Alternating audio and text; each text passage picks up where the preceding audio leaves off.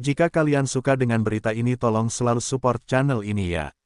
Jangan lupa like, subscribe dan tinggalkan pesan di komen ya. Salam bahagia sahabat online. Soeharto menolak cinta lama Prabowo. Matahari pagi baru saja menembus jendela kaca besar di rumah mewah milik Soeharto.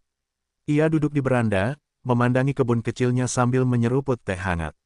Ketika pelayan mengantarkan sepucuk surat undangan dengan logo kementerian, ia hanya mengernyit. Nama pengirimnya, Prabowo Subianto. Surat itu resmi, tapi isi pesannya terasa sangat personal. Aku ingin bicara, kita perlu bertemu, Prabowo. Jantung berdetak tak karuan, meski ia berusaha terlihat tenang. Sudah bertahun-tahun sejak mereka terakhir bertatap muka secara pribadi. Banyak cerita yang tidak selesai. Banyak luka yang belum sembuh. Namun, surat ini membuat semua memori mengalir deras dalam benaknya. Ia ragu, tapi penasaran. Dalam pikirannya, mungkin ini hanya urusan formal, urusan negara. Namun bagian dalam hatinya tahu, ini tentang mereka. Ia akhirnya memutuskan untuk menemui Prabowo di kediaman dinasnya. Ia datang dengan gaun krem sederhana, wajahnya tanpa riasan tebal. Prabowo menyambutnya dengan senyum lebar dan tangan terbuka. Kau masih secantik dulu, katanya pelan.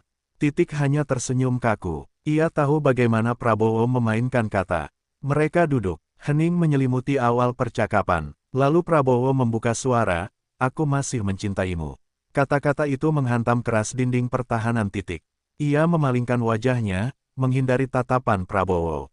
Kau datang hanya untuk mengulang luka, tanyanya sinis. Prabowo menghela napas. Aku tak ingin menyesal seumur hidup. Aku ingin kita kembali. Menatapnya tajam. Kembali kemana? Ke saat aku merasa kau lebih memilih ambisi daripada aku. Prabowo diam. Ia tahu itu benar. Dulu, mereka memang saling mencintai. Namun cinta mereka dikorbankan atas nama politik dan nama besar. Saat Prabowo sibuk membangun karir, menelan sendiri rasa sepi. Aku pernah menunggumu, Bo, katanya lirih. Tapi kau tak pernah datang.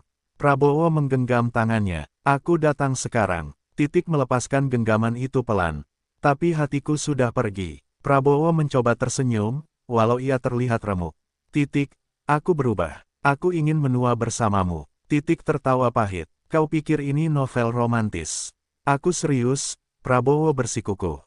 Aku tidak, jawab Ia berdiri, menata rambutnya yang sedikit terurai. Aku bahagia dengan hidupku sekarang. Aku bisa bahagiakan kamu lebih dari siapapun, kata Prabowo putus asa. Menatapnya dalam. Terlambat, ia pergi tanpa menoleh. Langkahnya mantap, meski hatinya bergetar. Di dalam mobil, ia menahan tangis. Tapi air mata tetap jatuh. Ia tak membenci Prabowo, ia hanya tak bisa mencintainya lagi. Saat tiba di rumah, ia masuk ke kamarnya dan mengunci pintu. Ia membuka lemari, menatap kotak kecil berisi foto-foto masa lalu mereka. Di salah satu foto, Prabowo memeluknya erat. Ia tersenyum bahagia. Ia mengelus bingkai itu, lalu meletakkannya kembali dengan hati-hati. Kenangan tak selalu harus kembali jadi kenyataan, bisiknya. Tapi malam itu, ia tak bisa tidur. Bukan karena cinta yang tersisa, tapi karena luka yang kembali berdarah. Cemburu yang tak terucap. Beberapa hari berlalu sejak pertemuan itu, dan suasana hati belum pulih sepenuhnya.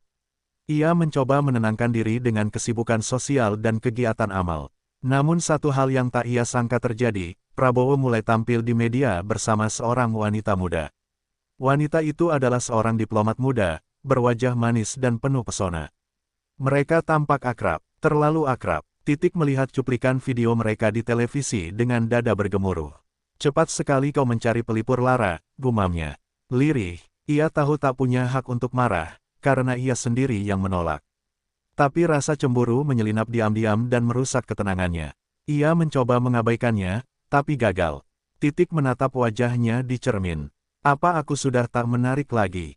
Tanyanya pada bayangannya sendiri. Ia lalu memanggil Mira, asisten pribadinya. Mira, aku terlihat tua ya? Mira kaget. Ibu masih cantik, malah tambah elegan. Hanya tersenyum tipis. Tapi hatinya tak ikut tersenyum. Ia mulai mengikuti aktivitas Prabowo secara diam-diam lewat media. Rasa ingin tahu berubah menjadi rasa tak rela. Ia bahkan bermimpi tentang Prabowo kembali bersamanya. Dalam mimpi itu, ia bahagia. Tapi begitu terbangun, hatinya sesak. Apa aku salah menolaknya? Pikirnya berkali-kali. Titik pun memutuskan bertemu dengan sahabat lamanya, Bu Ayu, seorang psikolog. Mereka berbincang di sebuah kafe kecil di Jakarta Selatan. Titik menceritakan segalanya, dari pertemuan hingga kecemburuannya. Bu Ayu mendengarkan dengan sabar. Titik, cemburu itu wajar. Tapi jangan sampai membuatmu menyesal atas keputusan yang kamu tahu benar. Titik menatap langit-langit kafe. Tapi kenapa rasanya aku kehilangan? Karena kau pernah mencintainya, jawab Bu Ayu. Tapi cinta yang sudah kau tolak, harus dilepas sepenuhnya. Titik menunduk. Melepas memang tak semudah itu. Tapi itu satu-satunya cara untuk sembuh. Malam itu, Titik duduk sendiri di ruang kerjanya. Ia menulis surat panjang yang tak pernah ia kirimkan. Surat itu ditujukan pada Prabowo.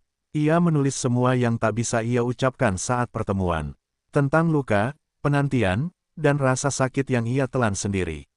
Tentang cemburu yang muncul saat melihat Prabowo bahagia dengan wanita lain. Tentang bayangan mereka di masa lalu yang tak kunjung pudar.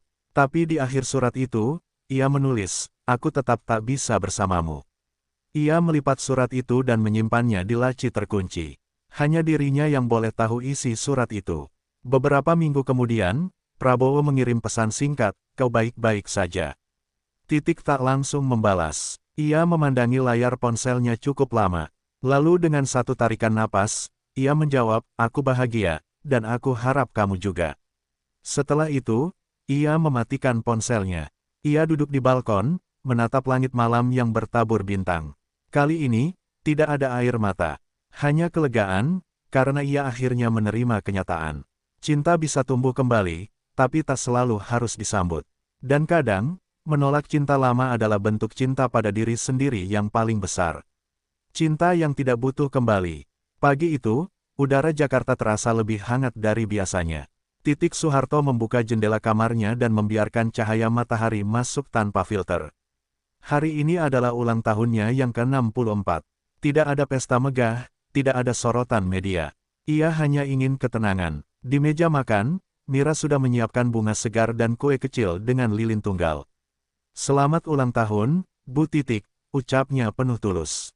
Titik tersenyum hangat, namun matanya menyiratkan keteduhan yang dalam. "Usia itu hanya angka," katanya sembari meniup lilin. "Yang penting, hati tetap tegak." Namun satu hal yang mengusik di pagi itu adalah rangkaian bunga mawar putih yang dikirim tanpa nama. Di dalamnya hanya ada sepucuk kartu bertuliskan, "Untuk perempuan yang tetap aku cintai, walau tak lagi bisa kumiliki." Titik tak butuh menebak siapa pengirimnya. Ia tahu, Prabowo masih mencoba menjangkau hatinya, meski dalam diam. Namun, tidak ada keinginan untuk membalas. Tidak ada keinginan untuk membuka pintu yang sudah ia tutup rapat. Sepanjang hari itu, ia mendapat banyak ucapan dari kerabat, anak-anak, dan para sahabatnya. Namun hatinya terasa sedikit guncang saat melihat tayangan berita sore. Prabowo tampil dalam acara resmi bersama seorang wanita muda. Wanita itu adalah seorang diplomat muda, berwajah manis dan penuh pesona. Mereka tampak akrab, terlalu akrab. Titik melihat cuplikan video mereka di televisi dengan dada bergemuruh. "Cepat sekali kau mencari pelipur lara," gumamnya lirih. Ia tahu tak punya hak untuk marah, karena ia sendiri yang menolak. Tapi rasa cemburu menyelinap diam-diam dan merusak ketenangannya. Ia mencoba mengabaikannya, tapi gagal. Titik menatap wajahnya di cermin.